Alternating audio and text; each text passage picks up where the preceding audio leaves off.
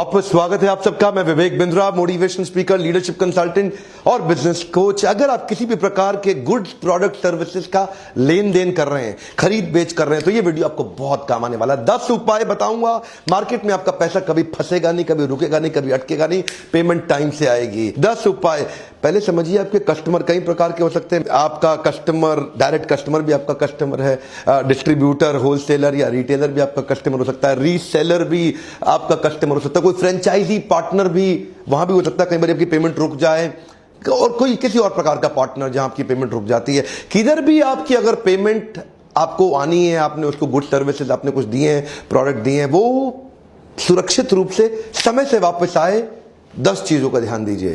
तो पहला पॉइंट है, check the payment history of your customer. इस कस्टमर, जो भी आपका कस्टमर है, और अगर आप उसके वेंडर है, आप उसको माल बेच रहे हैं, या अगर वो आपका डिस्ट्रीब्यूटर है तो आप मैन्युफैक्चरर है, आप उसको माल बेच रहे हैं, उसके पेमेंट ट्रैक रिकॉर्ड को चेक करें। अगर ये दूसरों को पेमेंट टाइम से करता है तो चांसेस हैं आपको भी पेमेंट टाइम से करेगा। और अगर ये दूसरों की पेमेंट अटकाता है, बेवजह अटकाता है, उसकी लिक्विडिटी की दिक्कत है, उसकी कैश फ्लो की दिक्कत है, या हैबिट ही खराब है, तो ये आपकी भी लटकाएगा। थोड़ा पहले उसके बारे में ड्यू डिलिजेंस करें। स्टेप 2 है, use a well written contract. Every sale that you do should be governed by a written contract and crafted by an attorney. उस कॉन्ट्रैक्ट के अंदर आपके सारे डिलीवरेबल्स मेंशन्ड होने चाहिए, टाइम फ्रेम मेंशन्ड होने चाहिए, वो डिस्प्यूट कैसे हैंडल करेंगे वो भी मेंशन होना चाहिए, और पेमेंट एक्सपेक्टेशन भी मेंशन होनी चाहिए। अगर लीगल कॉन्ट्रैक्ट की लैंग्वेज में थोड़ी सी गड़बड़ हो, अटॉर्नी या लॉयर से प्रॉपर्ली वेटेड ना हो, कई बार आगे चल के आपको लेने के देने पड़ सकते हैं। एक अच्छा कॉन्ट्रैक्ट आपसे कोर्ट कचहरी और वकीलों के चक्कर काटने से आपको बचा सकता है, संबंधों में पड़ने वाली दरार को रोक सकता है, रिश्तों को लंबे समय तक चला सकता है। तीसरा पॉइंट बड़ा मदद करता है, use a delivery acceptance letter. जब भी आप माल दो, एक डिलीवरी एक्सेप्टेंस, हाँ जी माल मिल गया, साइन कर दिया, हाँ जी सामान पहुंच गया, साइन कर दिया, हाँ जी सर्विस मिल गई, साइन कर दिया। डिलीवरी एक्सेप्टेंस लेटर एक प्रूफ बन जाता है, एक रिकॉर्ड बन जाता है। इतने बजे इस तारीख को यहां पे इस व्यक्ति ने माल रिसीव कर लिया या सर्विस रिसीव कर ली, और वो सेटिस्फाइड था, और वो साइन होते ही बाद में आप उसको अपने कम्युनिकेशन में इस्तेमाल कर सकते हैं। चौथा पॉइंट है, issue clear invoices to your retailers. इसका मतलब क्या है, आपकी कई बार ना इनवॉइस के अंदर भी टर्म्स एंड कंडीशन और कॉन्ट्रैक्ट के पॉइंट्स भी क्लियरली मेंशन्ड होने चाहिए। उसके कुछ इंपॉर्टेंट हाइलाइट्स भी उस इनवॉइस के अंदर मेंशन्ड होने चाहिए। और इनवॉइस तुरंत भेजना है, देर नहीं लगाना। इनवॉइस किसको मिलनी चाहिए वो भी बड़ा इंपॉर्टेंट है। ऐसा नहीं किसी के पास, सिक्योरिटी गार्ड के पास कहीं भी चला गया, जिसके पास इनवॉइस जानी चाहिए इंश्योर करिए वहां पहुंची है कि नहीं पहुंची है, और इनवॉइस जाते ही कम्युनिकेशन चालू, जो कि है मेरा 5वां point, follow up with the clients regularly. एक बार माल चला गया, अब ईमेल पे कम्युनिकेशन का बहुत महत्व होता है। कंटिन्यूअसली कम्युनिकेट करते रहिए। जितना ज्यादा क्लियर और कंसिस्टेंट कम्युनिकेशन रखेंगे, पैसा बचा रहेगा। कई बार लोग माल दे करके भूल जाते हैं, बिजी हो जाते हैं। इसके लिए आपको एक स्पेशल व्यक्ति भी रखना पड़े कई बार, तो रखिए, नहीं तो आपका पैसा मार्केट में फंसेगा। अगर आपका कैश फ्लो खराब हुआ, आप बिजनेस से बाहर हो जाएंगे। अगर आपके बिजनेस में बुक्स में प्रॉफिट तो है लेकिन कैश नहीं है, लंबा नहीं चलेगा, आप उड़ जाएंगे।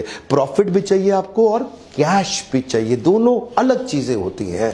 कैश, देखिए कई बार क्या होता है, माल बेचा, बुक्स में प्रॉफिट तो दिख गया लेकिन कैश आया नहीं, तो आपके पास अगली बारी तो वर्किंग कैपिटल ओवर और आप धंधे से बाहर। ध्यान दीजिए, आपको रेगुलर कम्युनिकेट करने से भी, ईमेल्स पे डालेंगे, बाद में कभी लीगल एक्शन लेने में वो ईमेल्स बहुत काम आते हैं, वो बहुत मदद करते हैं। तो कंसिस्टेंट कम्युनिकेशन। मेरा छठा पॉइंट है, हैंडल डिस्प्यूट्स प्रोफेशनली।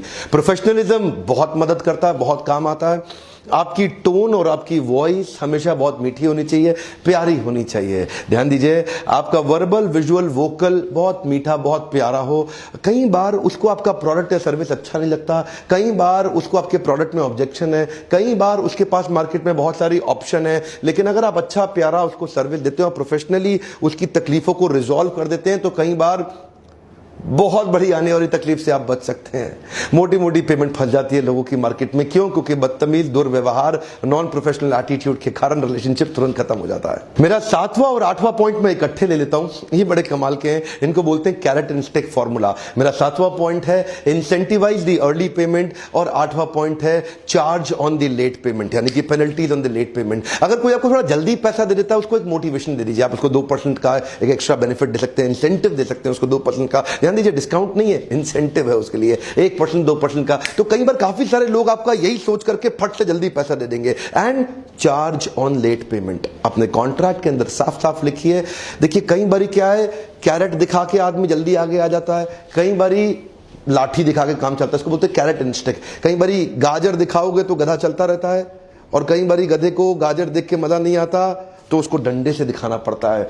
नहीं आएगा तो एक्स्ट्रा चार्ज कर लूंगा तेरे से, पेमेंट टाइम से दे। थोड़ा कड़वा उदाहरण है कैरेट एंड स्टिक, गाजर और लाठी का, लेकिन ध्यान दीजिए काम करता है।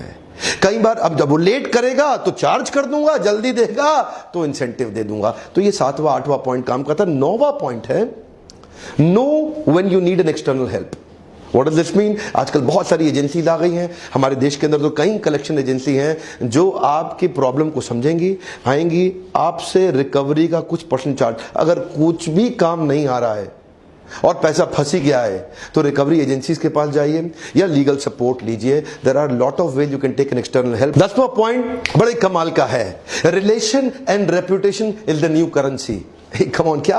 हाँ, अभी तक आप सुन रहे थे डॉलर, येन, यॉन, रूपी, लेकिन अभी क्या बता रहे हैं आपको? Relation and reputation is the new currency. इसका मतलब क्या, अगर आपका रिलेशनशिप अच्छा है या मार्केट में आपका रेपुटेशन अच्छा है तो आप नेगोशिएट कर सकते हैं, ये आपके लिए एक पावरफुल करेंसी के रूप में काम करेगा।